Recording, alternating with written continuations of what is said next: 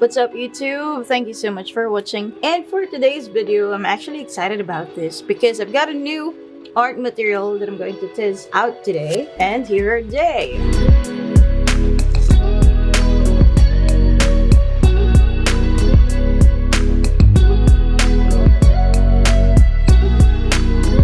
These sketchbooks are Paul Ruben's watercolor journal or sketchbook. They're both for watercolors, but I guess we can also use gouache for this. They still have this reflection because they still have the plastic, so let me just remove it.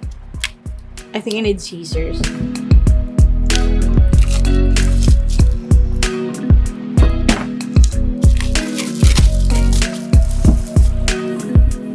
Here they are.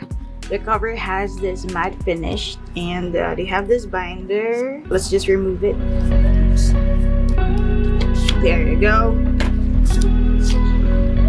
These labels have the information of the actual journals. So the pink one, which is a smaller one that we have here, it is a cotton hot press 20 sheets paper, 300 GSM, and it's 132 by 97 millimeters. While for the black one, it is also cotton cold pressed 20 sheets, 300 GSM, 192 by 134 millimeters. This one is cold pressed, this one is hot pressed. So the current sketchbook that I'm using is actually this one, and I think if you're following me on Instagram, you have seen a lot of this.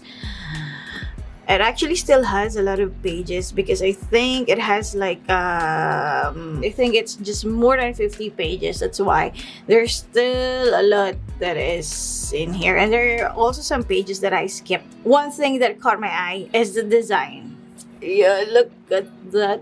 I really love the design because if you knew me, I love this spiral thing, like this vintage coils. So that's one thing that caught my eye. And then I check reviews, of course, on YouTube, on other platforms from Google, but I don't see any. So I got curious about it, and it's actually not that expensive. This big one only cost 300 plus, and this one only cost 200 plus. I'm actually just eyeing for this black one because of the design.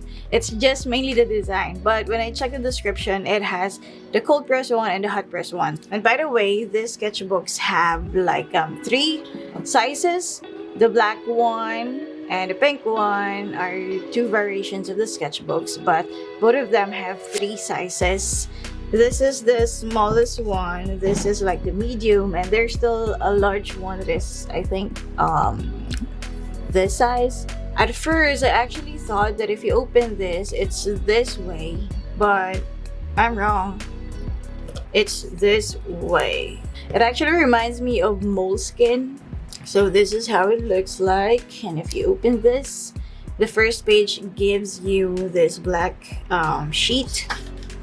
And here is the paper. And look at this. It is binded by thread, if you can see here in the camera. And the pages can be peeled off. Like it has the score lines that can help you peel the pages easily. And it has this, what's this? Like a bookmark? I see. This is cool. So for this one, let's just see if there's differences with the paper. So of course, since this is hot press, this is a smoother, which I can see here, it's smoother. So let's try.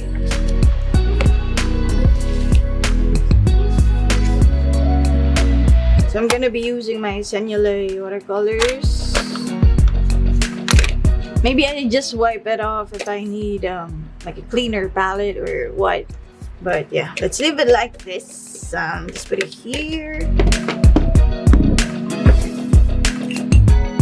So I will just use the primary colors to swatch in this sketchbook. So let's start with red.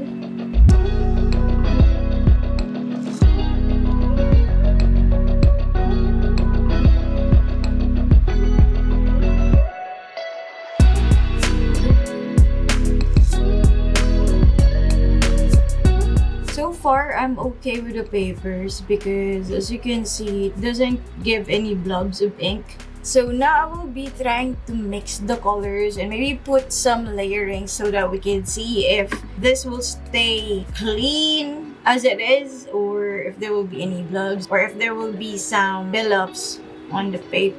So let's try to mix a skin tone color.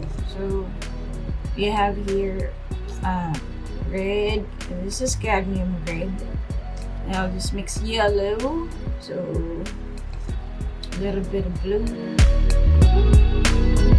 So the reason why I purchased the bigger cold press watercolor pad or journal is because based on my researches and the readings, cold press watercolors are more suitable for watercolor pigments because of this bumpy texture which holds the colors well. So unlike with the hot press one, since it's smoother, it's more suitable for line works or for detailed designs using inks. So that's based on what I read, but so far I cannot complain anything yet.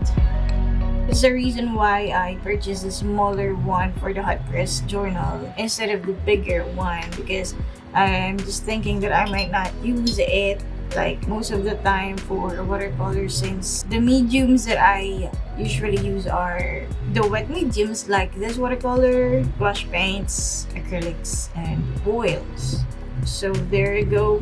There's this mixtures of colors, and I hope this can be seen well with the lighting and on the camera. But let's try to make it darker. I'll use layers for this now. I'm gonna paint something or illustrate something here in a while. So right now I am layering them, so I'll just add purple for darker shade. So this is for the darker shade. So I applied the second layer once the base paint dried. So let's just wait a couple of minutes for this to dry again. But while waiting for that, let's also make a wet on wet layering so we can see how it's gonna look like.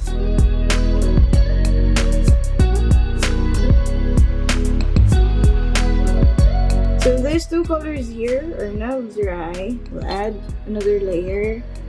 Maybe I'll use light green. For coloring skin tones using watercolors, you also like putting like shades of green.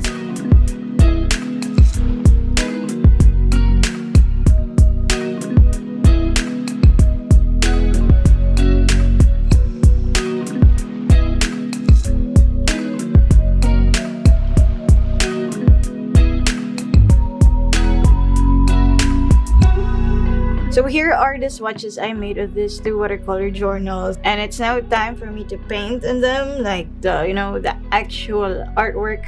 So let me just get some washi tape with the same size of this. Let's put it here. I'm actually thinking of painting a scenery, or like there's water and there's a mountain. Yeah.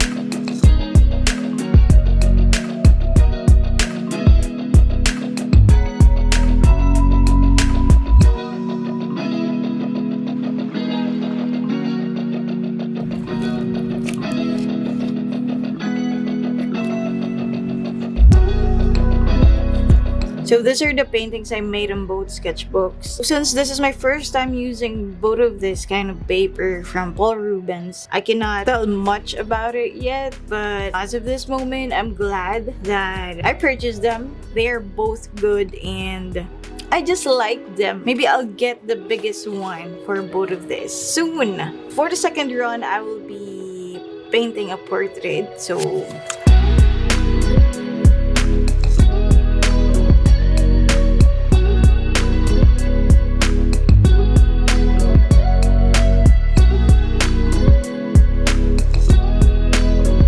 my spare time, even though I only have a limited spare time, I used to sketch a lot, most especially portraits, and sometimes like florals or some Ghibli scenes, just to use my spare time for studying or practicing the mediums that I prefer. So a handy sketchbook is really an essential thing for me. So I really love sketchbooks. And I think I still have 2 more unused sketchbooks. Plus this 2, there would be 4.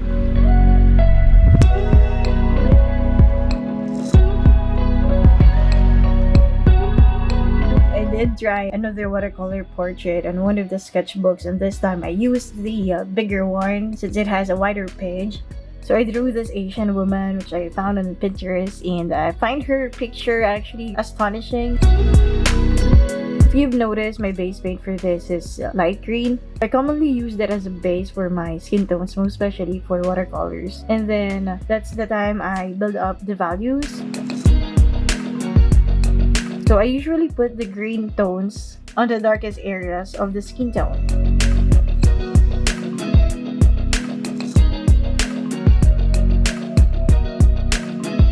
And for the background, it looks dramatic if it would be dark. So there I also painted it dark green. There's actually a mixture of green, phthalo blue, and a little bit of black. So it will increase the exposure of the background being dark.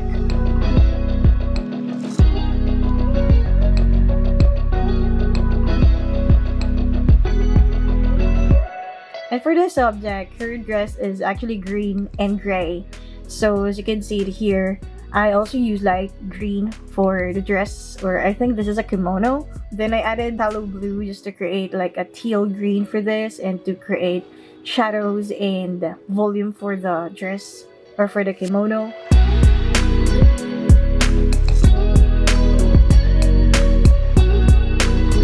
So as I mentioned earlier in this video, I like the 2 sketchbooks. And if you're in a tight budget, this is actually a good find because you can explore 2 different kind of watercolor papers and just 200 or 300 pesos. Sorry, I forgot the exact amount, but I put the link of the actual product in the description box below. So please feel free to check on that as well. And yeah, that's where I'm ending this review or my first impression of the Paul Ruben sketchbooks. I hope this video helps if you are looking for an affordable watercolor pad or watercolor journal. And if you have reached this part of the video, I hope you please consider subscribing if you haven't yet. You can also follow me on Instagram, that's at MaeSomething. And thank you all so much for watching. This has been May. See you on my next video. Have a good day. Bye!